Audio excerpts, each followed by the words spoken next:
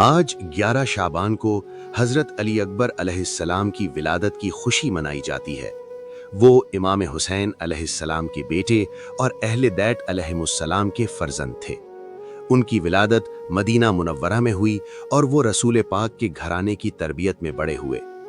हज़रत अली अकबर अलैहिस्सलाम रसूल पाक के हमशक्ल थे।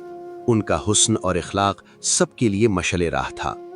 अहले बैत के घर का माहौल और तरबियत उनकी शख्सियत की बुनियाद थी और हज़रत अब्बास अलैहिस्सलाम ने उन्हें हौसला, सब्र और हक के लिए साबित कदम रहने का तरीक़ा सिखाया। तारीखी रिवायत के मुताबिक उनका चेहरा मुकम्मल छुपा हुआ और लिबास इमाम हुसैन अलैहिस्सलाम के जैसा होता था, जो उनके वक़ार और शख्सियत की अलामत थी। आइए इस मुबारक दिन पर दुआ करें कि अल्लाह हमें भी हज़रत अली अकबर अलैहिस्सलाम की तरह ईमान, शुजावत और हुस्न इखलाक अता फरमाए। 11 शाबान विलादत बासादत अली अकबर मुबारक हो।